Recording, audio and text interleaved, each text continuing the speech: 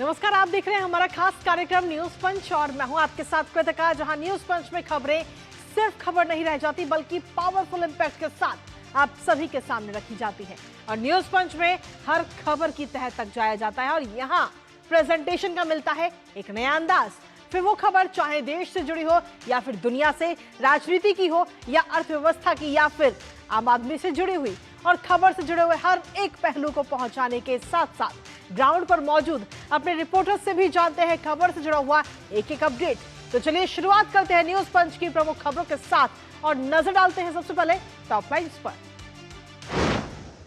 तो top lines के जरिए सबसे पहली और प्रमुख खबर आपको बता दें वो है पश्चिम बंगाल से जुड़ी, जहां 15 साल तक आम लोग वहां पर इंतजार करते रहे, लेकिन 15 साल में जो काम नहीं हुआ वहां पर नई सरकार जो बनी उसने मात्र 15 दिन के अंदर वो काम कर दिखाया है। आखिर ये कौन सा काम है जिसका वहां पर जो नागरिक है वो इंतजार कर रहे थे, बताएंगे इस खबर के बारे में भी। लेकिन इसके साथ ही जो दूसरी प्रमुख खबर वो भी आपको बता दें, क्योंकि पश्चिम बंगाल में जब से सत्ता परिवर्तन हुआ है तब से कई सारे बदलाव देखने को मिल रहे हैं। अवैध निर्माण के खिलाफ कार्रवाई हो रही है, होल्डिंग सेंटर बन रहे, घुसपैठियों के खिलाफ कार्रवाई लगातार जारी है। सुरक्षा की दृष्टि से अगर हम देखें तो कई सारे महत्वपूर्ण और बड़े कदम उठाए जा रहे हैं और इसी कड़ी में और भी कई सारी चीजें इस समय घटनाक्रम पूरा सामने आए, बताएंगे कि खबर वहां की और साथ ही तस्वीरें भी आपको दिखाएंगे। लेकिन इसके साथ ही जो तीसरी प्रमुख खबर वो है अंतर्राष्ट्रीय जगत से जुड़ी, जहां अमेरिका के अचानक हमले से ईरान इस समय दहल उठाए। एक तरफ वार्ता और दूसरी तरफ अमेरिका की तरफ से किया गया ये हमला, आखिर क्या कुछ कहता है, बताएंगे विस्तार से इस खबर के बारे में भी। तो चलिए शुरुआत करते हैं पहली और प्रमुख खबर के साथ, जहां आपको बता दें कि 15 साल का इंतजार, अनगिनत अड़चने और अब आखिरकार उस इंतजार का हो चुका है दी एंड। जी हां, कोलकाता मेट्रो की ऑरेंज लाइन जो सालों से चुनौतियों के जाल में फंसी हुई थी, अब तेज रफ्तार से मंजिल की ओर बढ़ती नजर आ रही है। और मात्र 15 दिनों के अंदर ही ऐसा काम हुआ जिसने इस पूरे प्रोजेक्ट की तस्वीर ही बदल दी। जी हां, चिंगरी घाटा क्रॉसिंग सेक्शन की अगर हम बात करें तो वहां पर 62 मीटर के जो पूरा गैप है उसका रिकॉर्ड समय में भरकर आरवीएनएल ने एक बड़ी बाधा को दूर कर दिया है।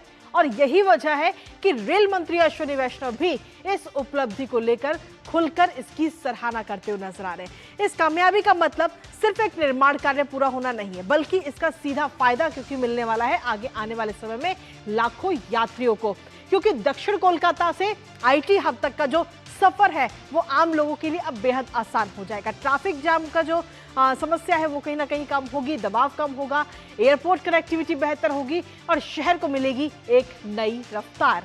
जानेंगे अपडेट अपने सहयोगी सौरभ से, उससे पहले आपको दिखाते हैं सिर्फ 15 दिन में ही बन गई बात। तो सोचिए कि मात्र 15 दिन के अंदर जो काम पिछले 15 सालों से नहीं हो पा रहे थे, तमाम अड़चनें आ रही थी, वो मात्र 15 दिन के अंदर वो बात बन चुकी है। ऑरेंज लाइन का जो रास्ता है वो इस समय साफ हो चुका है। कोलकाता मेट्रो प्रोजेक्ट को बड़ा बूस्ट मिलता हुआ नजर आया और 15 साल तक टीएमसी वहां पर सत्ता में रही, लेकिन वो ये काम नहीं कर पाई जिसे काम भारतीय जनता पार्टी ने सत्ता में आते ही 15 दिन के अंदर कर दिया। चिंगरी घाटा क्रॉसिंग का ये पूरा काम था जिसे मात्र 15 दिन के अंदर पूरा किया गया है। शुभेंदु सरकार की तरफ से ये बड़ा कमाल किया गया और इसके साथ ही अगर हम देखें तो आरवीएनएल ने रिकॉर्ड समय में 62 मीटर का जो गैप था उसको रिकॉर्ड समय में भर दिया है।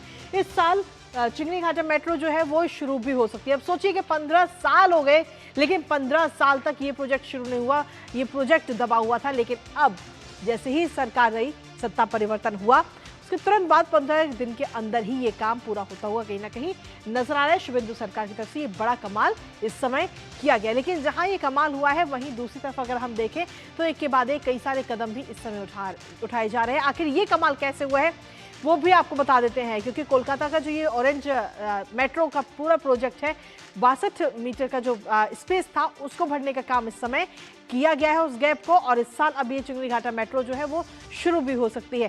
इसको लेकर ममता सरकार पर निशाना भी साधा गया। रेल मंत्री अश्विनी वैष्णव ने इसको बड़ी कामयाबी बताया। उन्होंने सोशल मीडिया प्लेटफॉर्म एक्स पर यह पोस्ट किया है जिसमें उन्होंने लिखा है कि चिंगरी घाटा में 62 मीटर लंबे वायडक्ट के गैप को सफलतापूर्वक भर दिया गया है। कोलकाता मेट्रो की ऑरेंज लाइन की अहम कड़ी है। टीएमसी ने इस काम को सालों तक अटकाए रखा। हाई कोर्ट और सुप्रीम कोर्ट से प्रोजेक्ट को मंजूरी मिलने के बाद भी काम आगे नहीं बढ़ा। अब ये रुकावट जो है वो अब खत्म हो चुकी है और लगातार 2 हफ्ते तक रात में ट्रैफिक रोककर इस काम को पूरा कर लिया गया है और ये व्यस्त क्रॉसिंग रोड तय समय से 3 घंटे पहले ही फिर से खोल दी गई है। तो सोशल मीडिया प्लेटफॉर्म एक्स पर यह पोस्ट किया गया और सीधे तौर पर इस पोस्ट के जरिए ममता सरकार, जो पूर्व की सरकार थी, उस पर भी निशाना साधते हुए रेल मंत्री इस समय नजर आए। उन्होंने बताया कि किस तरीके से 15 सालों तक इस प्रोजेक्ट को रोक के रखा, जबकि ये पूरा मामला हाई कोर्ट और सुप्रीम कोर्ट तक भी पहुंच चुका, लेकिन उसके बावजूद भी ये काम नहीं हो पाया। अब इस प्रोजेक्ट के बाद में इससे सीधे तौर पर अगर हम देखें, क्योंकि ये सिर्फ एक प्रोजेक्ट भर नहीं है, एक निर्माण भर नहीं है, विकास भर नहीं है, बल्कि इससे मिलेगा लाखों लोगों को फायदा, क्योंकि जो सफर है वो सुहाना हो जाएगा और उम्मीद है कि बहुत जल्दी इसे खोल भी दिया जाएगा, क्योंकि कोलकाता में जो कनेक्टिविटी है इस मेट्रो के जरिए वो कनेक्टिविटी और मजबूत होती हुई नजर आएगी। साउथ कोलकाता से लेकर आईटी हब तक जो लोग जाना चाहें वो बेहद आसानी से इसमें ट्रैवल कर सकेंगे और वहां पर जो जाम लगता था उससे कहीं ना कहीं राहत अब मिलेगी और जाम, जो ट्रैफिक का दबाव है वो भी कम होगा, समय की भी बचत होगी। एयरपोर्ट अगर किसी यात्री को जाना है तो उसे भी बेहद आसानी होगी और इसके साथ ही खास तौर पर अगर हम देखें तो जो भीड़ नियंत्रण है उसमें भी इसके जरिए मदद मिलती हुई नजर आएगी। लेकिन कहीं ना कहीं ये कहा जा सकता है, क्योंकि टीएमसी ने पिछले 15 साल से टीएमसी सत्ता में रही, लेकिन उसके बावजूद भी इस प्रोजेक्ट को आगे नहीं बढ़ा पाई, जबकि ये पूरा मामला सुप्रीम कोर्ट से लेकर हाई कोर्ट तक में ये नजर आया, लेकिन उसके बावजूद भी टीएमसी को कहीं ना कहीं ये कहा जा सकता है कि विकास मंजूर नहीं था, क्योंकि कंपनी ने टीएमसी सरकार से इस रोड को ब्लॉक करने के लिए अनुमति मांगी थी, काम के लिए ट्रैफिक रोकने की ये मांग की गई थी, लेकिन उस मांग को माना ही नहीं गया। ममता सरकार की तरफ से इस काम को लेकर परमिशन ही नहीं दी गई और बिना अनुमति सड़क पर काम नहीं हो सकता था।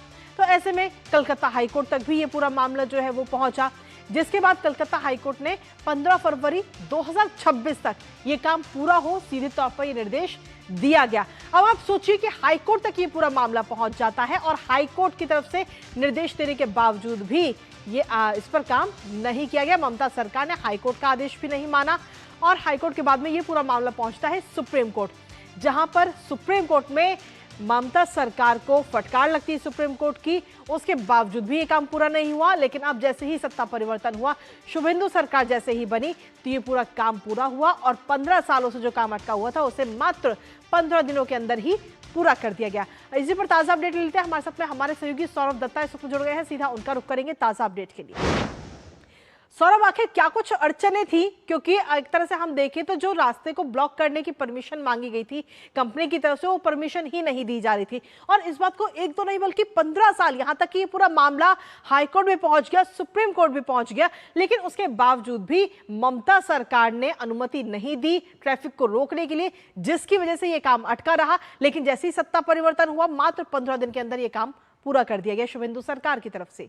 सौरभ, चिड़ीगढ़ का ये मेट्रो प्रोजेक्ट कृतिका ये साफ तरीके से दिखाती है कि ममता बनर्जी की सरकार के सामने विकास से भी सबसे बड़ा अहम था राजनीति जी। एकदम सीधी तौर पर ये बात साबित होता है, क्योंकि जो प्रोजेक्ट आप मानिए कि 115 घंटे में जो प्रोजेक्ट कंप्लीट हो गया, उस प्रोजेक्ट को 1.5 साल से ममता बनर्जी ने रोक कर रखा।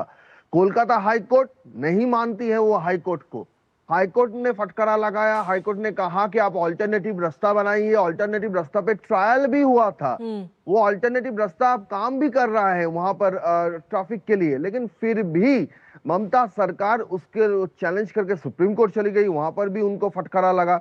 तो ये जो सारी बातें हैं, कहीं ना कहीं जाके ऐसी स्थिति आई कि रेल मंत्री अश्विनी वैष्णव ने जब बजट सत्र चल रहा था तब उन्होंने इनका जिक्र भी किया कि विकास के काम में किस तरह से ये ममता बनर्जी की सरकार उसकी अड़चने पैदा कर रही है। और आज तो ये साबित हो चुका है कि जो 1.5 साल से आप ट्रैफिक ब्लॉकेज नहीं दे रहे थे वो एकदम बेबुनियाद था। जो 115 घंटा कितने लोगों को तकलीफ हुई, 115 किसी को कोई मालूम ही नहीं चला। और सबसे अहम रास्ता इसलिए है ये कनेक्टिविटी क्योंकि सेक्टर 5 जो कहा जाता है वो यानी आईटी सेक्टर, आप यकीन नहीं करोगे वहां पर काम करने के बाद हर लोगों को सुबह जब जो जाते हैं, सिर्फ चिंगरी घाटा से सेक्टर 5 महज 10 से 15 मिनट का रास्ता है, 1.5 घंटा लगता है जाने में, इतना ट्रैफिक होता है। अगर मेट्रो हो जाता तो वो तो आसानी से होता था। अभी इसीलिए इसे कहीं ना कहीं जाके नारी सुरक्षा, घुसपैठिया का मुद्दा, कानूनी व्यवस्था तो था,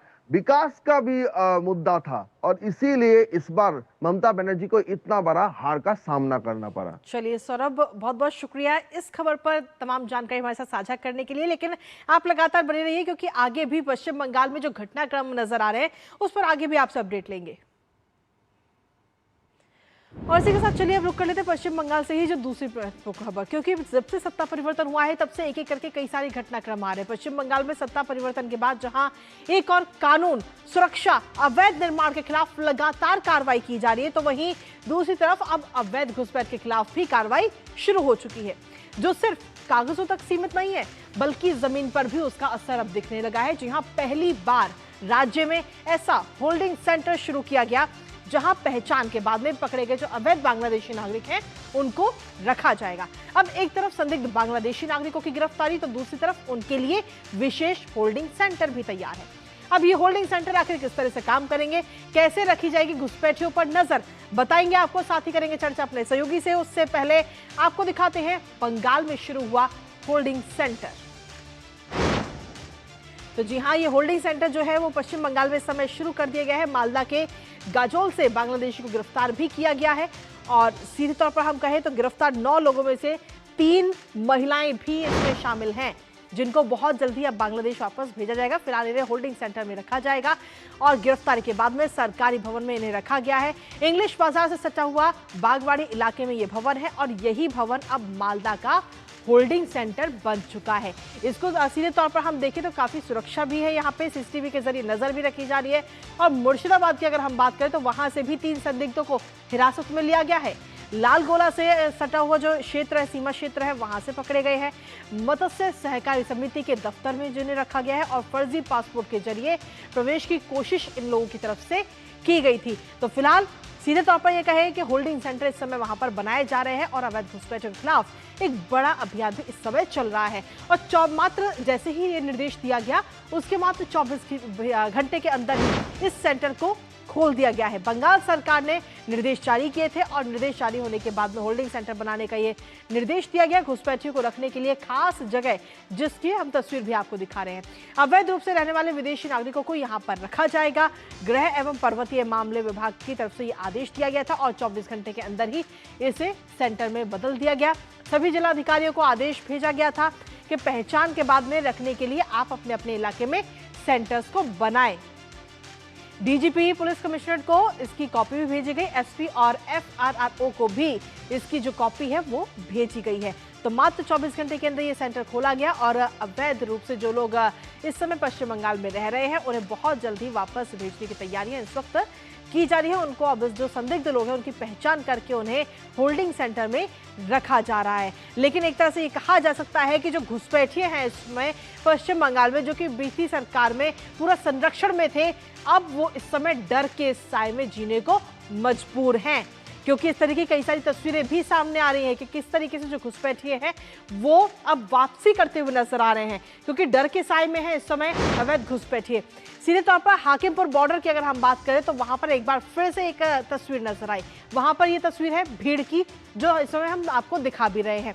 डर के साए में अवैध घुसपैठिए हैं। होल्डिंग सेंटर खुलते ही हलचल कहीं ना कहीं पश्चिम बंगाल में नजर आ रही है। और खास तौर पर एसआईआर के बाद, जब ये एसआईआर प्रक्रिया शुरू हुई थी तो उस वक्त भी कुछ इसी तरीके की तस्वीर सामने आई थी और अब होल्डिंग सेंटर खुलने के बाद भी एक बार फिर से इसी तरीके की तस्वीर नजर आ रही है। बांग्लादेश लौटने की फिराक में ये सभी लोग जुटे हुए हैं।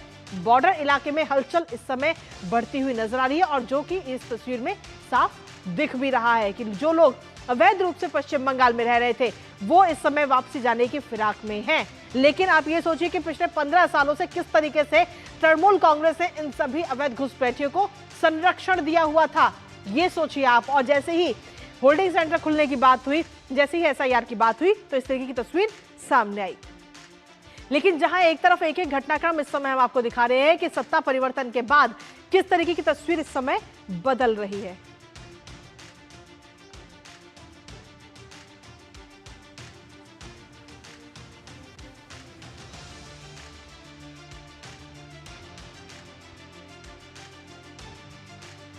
और इसी के साथ चलिए सीधा रुक करते हैं साचू बीकानेर का। गृह मंत्री अमित शाह क्या कुछ कह रहे हैं, आइए आपको सुनाते हैं।